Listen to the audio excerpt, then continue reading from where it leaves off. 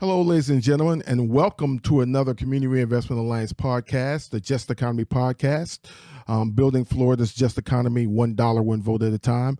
We're glad to be back, and this time as you may know or may not know, we've been soliciting for organizations to come on to our podcast. And this gentleman that's going to be with us today happened to hit me right at the right time with an email. A good friend of mine had just gone through some issues with her homeowner's insurance that she was calling me. We were trying to find some ways in order to help her with her hurricane insurance issue.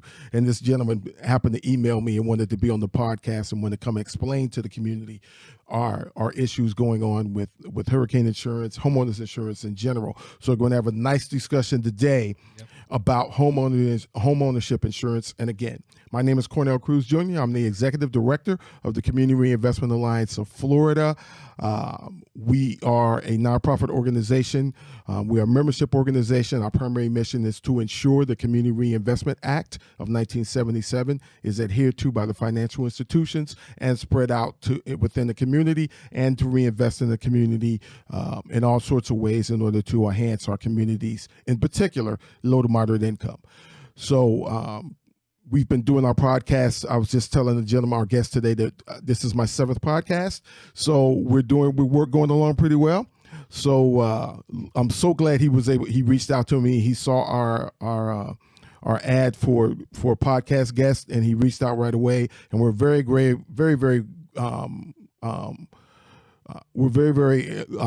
glad to have Paul.lattibeaudaire. I knew I was going to screw it up. It's okay. Paul.lattibeaudaire. Paul.lattibeaudaire. We're very glad to have him be our guest today, and he's in the insurance business, and we're going to get deep today. Paul, tell us a little bit about yourself. Oh yes, so I recently started my insurance business as a mainly property and casualty agent. Mm-hmm. It's called Brightway Insurance, the Lattibeaudaire Agency. It's over in Tamarac, Florida, and I've been doing it, enjoying it, loving it. I actually got into the business because I had a flood in my house back when I lived in Michigan. Oh, really? And I didn't understand the process or what insurance companies actually cover. So I really dug into it and really enjoyed the process of learning what insurance companies do and how they pay out claims. And I'm an agent that really wants to help on behalf of clients. Oh, good. We're very glad to have you, Paul. I mean, this has been an ongoing fight here in Florida, especially the last 10 years or so. It's been very, very hard for homeowners to get homeowners insurance, or that the prices are so high that they can't afford it. So coming from Michigan and coming to Florida, I always like to know a little bit about people's histories, how they get from one place to another. So how did you end up coming from Michigan to South Florida? So I'm originally from South Florida, born and raised. Okay. But I just had a job opportunity that led me to go to Michigan. So I was out there for about 8 years, working in franchise operations. Burger King Corporate actually hired me to go out there, work out there for a little bit. And then I just wanted to do a little bit something different on my own business. That's how I got started in the insurance agency. Okay, yeah, well, we love small business owners. They are the backbone of especially this state's economy. Right. So we're definitely glad to have you. So let's dive right in on this hurricane insurance thing and the homeowners insurance as a whole. So it seems like it's just getting more and more difficult for Florida homeowners in particular, with hurricanes, with climate change, with sea level rise, to get reasonable homeownership insurance. Can you give us a little background on why that's happening? Yeah. Basically, what's happening recently is there's a lot of companies that no longer want to invest, especially in the South Florida market, as far as insurance companies want to write down here, mainly due to the amount of claims from roofing, and that really stems from roofers that are going around to different homeowners saying that they'll find damage to their roof or find any kind of excuse to get them a new roof for free from insurance companies. And basically they're going around seeking people out, trying to replace their roofs for free from what they say. But it's basically led to a skyrocketing amount of claims and then that in turn leads insurance companies to raise the premiums. So it's kind of like a chicken and egg situation that's going on right now. Okay, so let me get this straight. Yeah. There's fraud in Florida. Oh, yeah. Is that what you're trying to say? It's a new concept, right? Wow. Fraud in Florida, ladies and gentlemen. Oh my goodness. Wow. Something that we especially South Florida, we don't know really much about. Right. That's strange. Okay, so with this happening, this is causing these rates to increase. One of the reasons that the rates are increasing. So is there a way that homeowners can combat that, or do they even want to because they're looking at the new roof? Yeah, especially if you have a mortgage on your home, it's you have to get insurance. So that's Sure. kind of like you can't avoid that. So when you're looking at that, you're going to want to know the different types of roofs, because different types of roofs have different longevities of it. So you definitely want to be educated. I think that's the main thing that I want to preach to my clients, and that that they should be more informed, is how long does your roof have from when it's first made to the end of life. And that's something that a good agent can kind of direct you with. Some roofs don't last as long in insurance eyes, and some roofs last a lot longer. So you definitely want to be prepared when you buy a home and you're looking at the inspections. How long does this roof have, and can I budget that out so that I can replace it? And at the same time, an insurance company should have in their budget, some to be able to replace a roof if something does happen, like God forbid a hurricane comes, rips your roof off. You want to be protected properly, and a good agent will make sure they write the policy so that happens. So you definitely want to make sure that as a homeowner, it's very important to make sure that you understand the length of expectancy on your roof. And insurance companies are getting really smart on when they project that somebody will file a claim because of these roofing scams that are going on. Okay, hold on, wait a second. Yeah, go ahead. You mean so the insurance company can now project when it's going to happen? Is there a certain time of year, or is it a certain length of time on the roof on a particular home? Yeah, so basically it's a certain length of time. Basically, so let's say you have a shingle roof that's projected around 20 to 25 years of useful life. Well, they can see when your home is built, when the permits that were pulled from your roof redone. So they can see when the last roof rechange was done, and then they can kind of project, how long you have left on that, life expectancy of that roof. But, what I think would help people who actually maintain and take care of their homes, make it so that you can get an inspection every year, maybe at the cost of the insurance company or something like that, to where they can come in and inspect actually how long that roof has left. It could actually be in pretty good shape. And, you want to make sure that, like you said in that situation with your friend, does her roof have a longer expectancy? And you want to make sure, I think insurance companies should definitely take a look at that for people who maintain their homes and who don't commit fraud, who are actually just, regular citizens that live in the house. So, I mean, because listening to what you're saying about, these driving these insurance costs and the fraud that's going on with the insurance costs, and you got actually people going around knocking on people's doors and say, hey, let me inspect your roof. I can get you a brand new roof for free from the insurance company. And that's helping drive in our prices. Does that also contribute to the fact that the insurance companies are slowly but surely leaving Florida? I shouldn't say slowly, but they're leaving Florida and not insurance homeowners. Does that make a difference on it as well? I think that does, because just this year, 3 have gone insolvent. 3 insurance companies gone completely insolvent.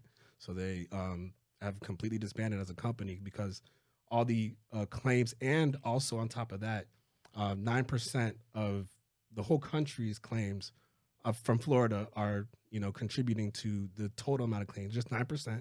Just from Florida? Yeah, but in total of the amount of litigation, it's 79% from litigation against insurance companies in the whole United States from Florida. Wow. So that's just a huge stat that they're seeing. They're like, yo, Florida's a risk. We're going to get out of here. Because that's, you know, I those of you that know me know that the big corporations are the bane of my existence. Right. But I you know, I can understand that if 79% of my problems, or 79% of my payouts, or 79% of my litigation comes from one state, in a state of 50, in a country of 50, we got a problem here. So, you know, I can go other places and conduct business there rather than worry about 79% of the time there's a chance I'm going to lose in the state of Florida. I get it. I understand that. That's not a great business model for anyone. So let me ask you this. So how do we go about educating the homeowner on what you just said? Because I didn't realize, I should have, because fraud is rampant in South Florida. For sure. and the fraudsters will find anything and everything in order to cheat. Right? So but I was not aware of that fraud going on. So how can we go about, in some way, shape, form, or fashion, combating that? I think that we have to, as consumers, be more aware of insurance, understand what all goes into a policy. And a good agent will do that for you. And you know, I want to promote myself, but I also just want to promote just finding an agent who's going to take the time to explain what goes into your policy. You know, what coverages you need, what coverages you may be able to change in order to bring the price a little bit down. Because, you know, we're all price conscious. You know, you want to make sure that even if you do reduce some of your risk because of the amount of, you know, premium that you can afford, you want to weigh in some of that. So you definitely want to consult with an agent. I could do that, you know, for anybody, and a good agent will do that for any of their clients. So you definitely want to be more aware and not make insurance a thing that it's always on the back of our minds, right? We're not really thinking of it every day, but it's definitely something in Florida that we need to be more aware of, you know, as a homeowner. Okay. So, and here's my brain always goes back to the nonprofit world. And we have plenty of organizations that provide the HUD training for housing and that type of thing. And I think that we need to have insurance agents such as yourself come in and talk about insurance and how that affects them, because there's things that are going to be constant, that you got at least 3 things when you purchase a home. You're going to have a mortgage, you're going to pay taxes, and you got to have insurance, right? So with those 3 things being mandatory, I think we need to partner you up with some of the nonprofits who are doing training or doing housing training and conducting HUD training to come in and talk about insurance and how we can mitigate this situation. Because in a state like this, where, you know, we're surrounded by water, you know, and we have storms, which is a given. And we have moon tides where even when the sun is out, we can flood. You know, it's necessary that we have knowledge of this, because I to be honest with you, again, I really did not know that fraud was going on. And I'm one of those people, I consider myself probably one of the nosiest people in the world. I read everything. So I had never known about that fraud that was being conducted, that's contributing to the homeowners raising their rates.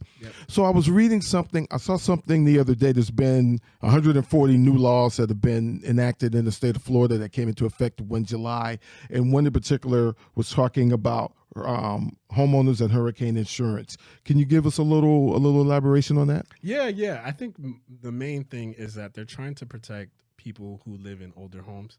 So they're trying to make it easier for, you know, companies to not let you go because simply the age of your roof, right? Okay. So one of the main pieces, the legislation is huge, but one of the main pieces that I took out of it is that insurance company cannot drop you simply because of the age of your roof. That's kind of a new thing that's being that just went into legislation, like you said. But in turn, insurance companies are going to get smart, and they're going to say, all right, we can drop you because of the age of your home, not the age of your roof. You know what I mean? So it's just kind of like a Band-Aid right now, and it's not really a full, at least in my opinion. This is just, you know, But they can't drop me simply based on the age of my home, right? They can they can definitely direct you that way. Oh, okay. It's really on the insurance company. So as I stated, a friend of mine had just called and she's asking if there was any nonprofits that could help, and I put her in touch with her city and her county, and she's going through some items with them in order to try to help, because the roof, the insurance companies did exactly what they said before the law was enacted, which was this happened to her a couple of months ago, is that they actually were ready to drop her because of the age of the roof. Gotcha. And now she's searching for ways in order to pay for it. Middle income. And I got to think this is going to affect a lot of low to moderate and middle income folks, as as everything is affecting us these days with inflation and everything else, and greed. I will never forget the G word. Definitely. But so are there any routes that the homeowner can take in order to not be dropped, other than having to shell out $20,000 right now for a roof that maybe has a shelf life of 25 years, but it's only in its 13th to 14th year? So what an agent can do is just kind of search the what is called excess and surplus market, and basically these are other companies that are not admitted into Florida's insurance agency, but they can still provide insurance just based on the lack of carriers that are writing in Florida. So an agent can find other ways to cover you. And there's also ways that, if you're not able to change a roof, maybe you'll do what's called actual cash value if your roof needed to be changed. When that means just like if a storm hits or something hits and your roof is torn off, the insurance company would only pay you what the actual cash value is on the roof, which is not beneficial to the homeowner, but it's kind of where we're at right now, where they probably won't get the roof replaced, will it? Exactly. So it's like you can find other avenues, but we really got to figure out a way to have these admitted companies come down on their standards and really help out those, especially who don't put in so many claims, who've been living in the home so long and maintaining it. You want to reward those people, you know what I'm saying? Sure. You want to reward the people who have just lived in their homes and expect them to be protected if something bad happens. So because it sounds like the same reasons our auto insurance is so high, particularly in South Florida.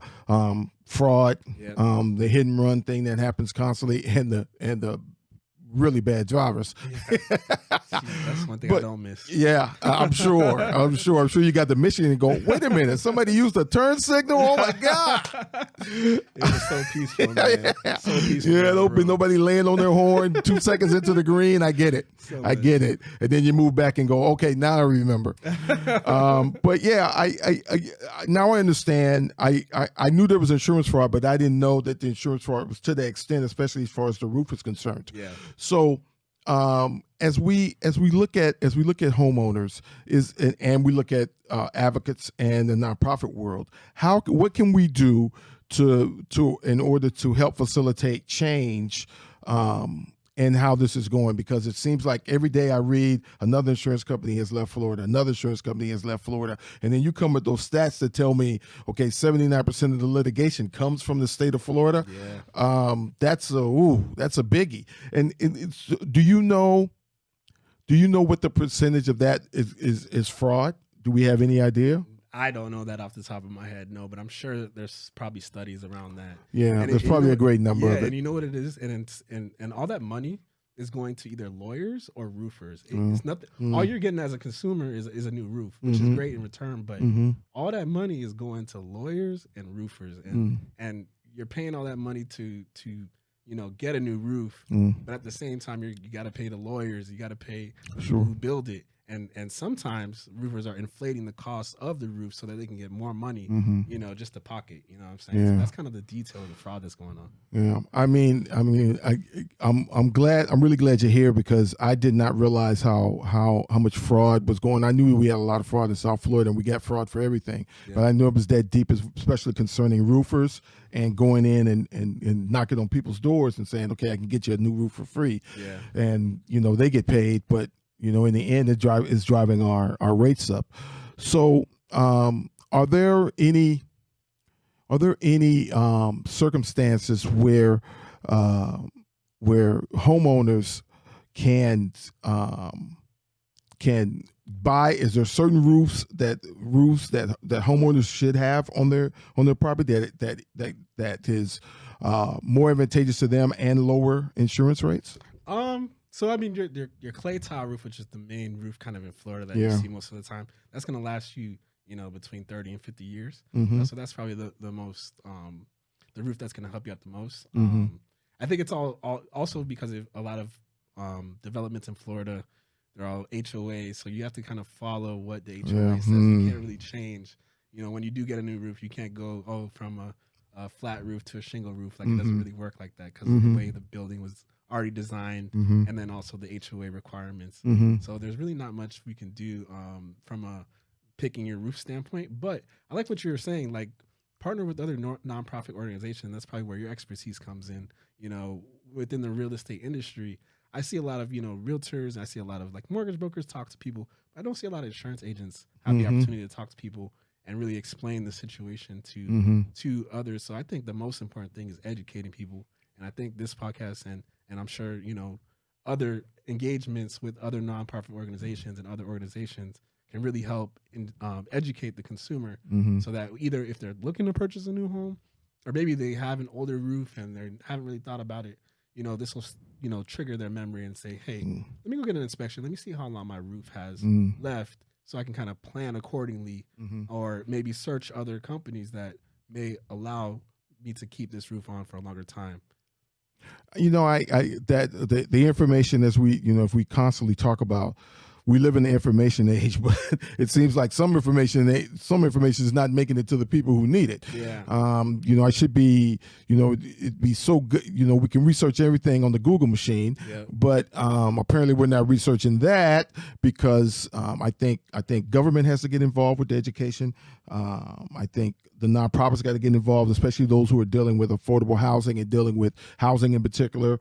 They need to do that, and I would love to see the realtors a part of this as well, where let's educate each consumer on all of the things. We love to have the workshops on mortgages. We love to have the workshops on finding a house, but the roof is probably the most important thing on the home. And as we learned, particularly in South Florida with Hurricane Andrew, when stuff looked like a bomb hit it, how important the roofs and our standards have changed here in Florida as far as building is concerned. I mean, there's certain things that builders have to do, and that's costly, and I get it, but when we turn around and we have neighborhoods and we have older neighborhoods in South Florida, in Florida in particular, we have older neighborhoods, and those folks in those neighborhoods are middle class, low to moderate income, and they can't, their insurance is going, now what?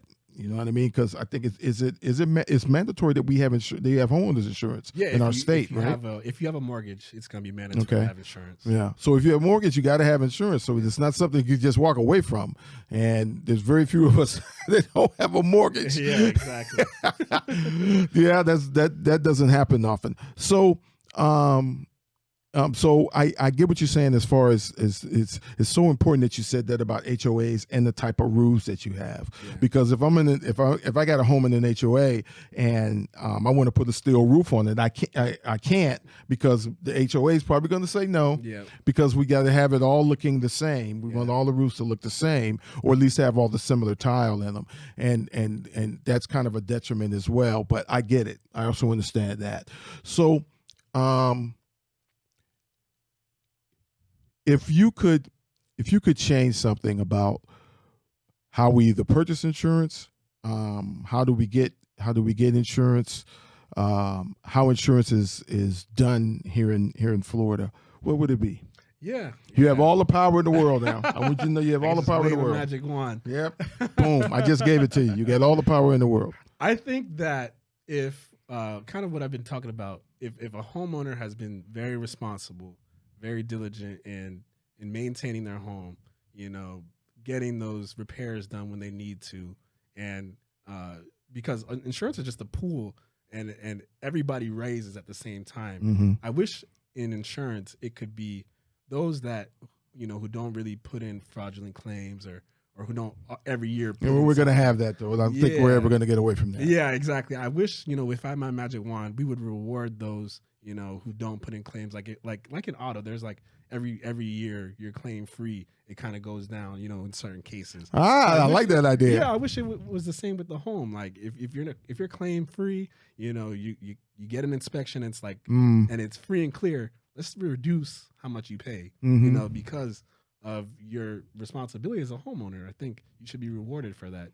So I definitely would love insurance companies to reward people for doing such a good job on their homes. And another thing that you mentioned, maybe some kind of nonprofit organization we could work with to help out, homeowners who have older roofs and can't afford new roofs. Maybe there's something that can be done, whether it's pooling resources together to help pay X amount of roofs a year, you know what I mean, to underprivileged or lower income people.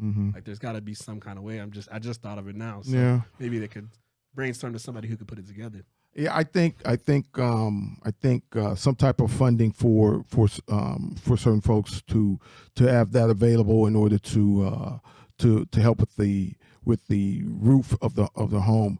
So do you recommend for the homeowner? Do you recommend that they get yearly inspections or yearly reviews, or what is the time frame for reviewing that roof? Just to have someone come in, okay, come in to look at my roof, tell me what you think, is there a time frame that you think it should be done? Yeah, I think if you're noticing your premium go up at your renewal, you want to definitely take a look and get what's called a 4-point inspection. Okay. And that really shows the condition of your roof, your electrical. So hold on, back up a second. You just said something very important. Go ahead. To me anyway. Yeah. So you're saying that when I do renewal, when I renew my house, they take a look at how long that roof's been in place? Well, every year they know, based on when you got insurance, like they subtract. They know when the roof was done, last time the roof was done. Yeah. But you can always take a look every year, get somebody out, to inspect it. And they say, hey, your roof is actually pretty good shape. It has X amount of years left. Send that back out to the insurance company or a new insurance company and hopefully get a lower rate, based on what they find.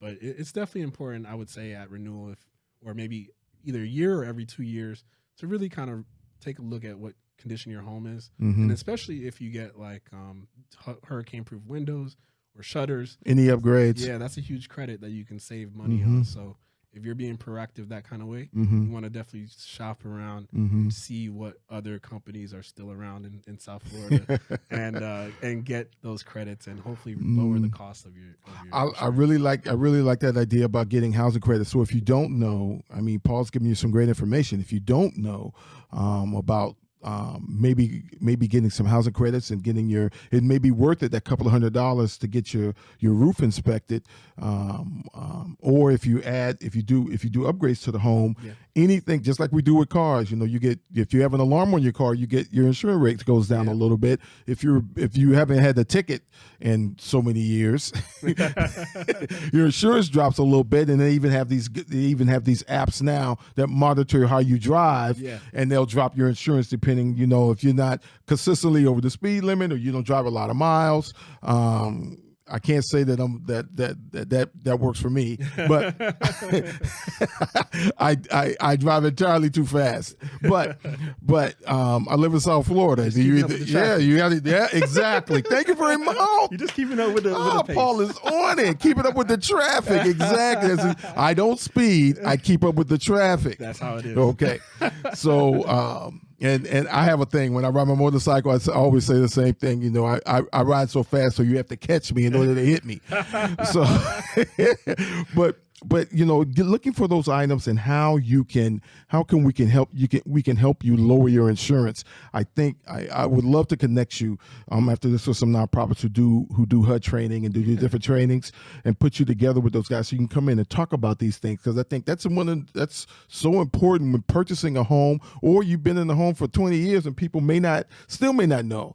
Okay, well, wait a minute. If I do upgrades to my home, I do an alarm, I do hurricane windows, I get my roof inspected every couple of years. That drops my insurance. Yeah. Well, wow, because I need every dime these days. Exactly. So, that's another way in order we can help make this happen. So I really look forward to hooking you up with some of the nonprofits and putting you together, so we can. The more information we have, the better off we are. I'm a firm believer in trying to know every single thing known to man. Yeah, I know that never happened, but it never stops. It never stops me from trying. So, Paul, please tell us, give us your contact information and where you're located, phone number, website, and so on. Yeah, definitely. I appreciate you again for inviting me onto your podcast. I think it was important to let everybody know what's going on in the industry. So I'm in Tamarac. So if you search on Google Brightway Insurance Tamarac, I'll come right up. My name is Paul.lattibeaudaire once again. Phone number, if you want to call me, 954-628-4030. I always pick up, and if I don't, leave me a message. I'm going to get back to you within the next 30 minutes or so. And then also my website, www.brightway.lattibeaudaire.com. I know my last name is really long, but you can definitely, I'm sure it'll be in the description. So just copy and paste that, click on it. It'll send you right to me, and then you can look more about me and my agency. But I'm really just about helping clients, making sure that they understand insurance, and that's what my main thing. So I'm excited to see who you can connect me with, who else I can talk to, because that knowledge is definitely needed. Yeah. Thank you so much, Paul. And again, we'll have his link in the podcast. We'll have his link in his website and his contact information in the podcast. So you'll be able to click on the link and reach out to Paul. Paul has come and gave us some great information today. And like I said, Paul was like, he must have been reading my mind, even though we had never met and didn't know each other. I've been following you. He must. Oh, okay. Well, thank you. He must have been reading my mind, because my friend she had just contacted me. I mean, not 3 or 4 days before he reached out to me, and I said, well, okay, great. Let's bring you on the podcast and talk about insurance, because it's a necessary evil. We all have to have it, and how we do it is how we get to that more information, so we can have a better rate and to pick up some knowledge here on how to make our insurance a little bit cheaper. But thank you very much for watching the podcast. Again, this is the Just Economy Podcast, $1, 1 vote, building Florida's economy, just economy, $1, 1 vote at a time. My name is Cornell Cruz Jr. I'm the Executive Director of the Community Reinvestment Alliance of Florida. That's CRAF. And our website is reinvestmentalliance.org. Again, that's reinvestmentalliance.org. And if you'd like to be on our podcast, or you have something that you think that could help the community, please feel free to contact me, Cornell, and that's Cornell at reinvestmentalliance.org, or contact Olivia, and that's Olivia C at reinvestmentalliance.org. And we look forward to seeing you next time. Thank you.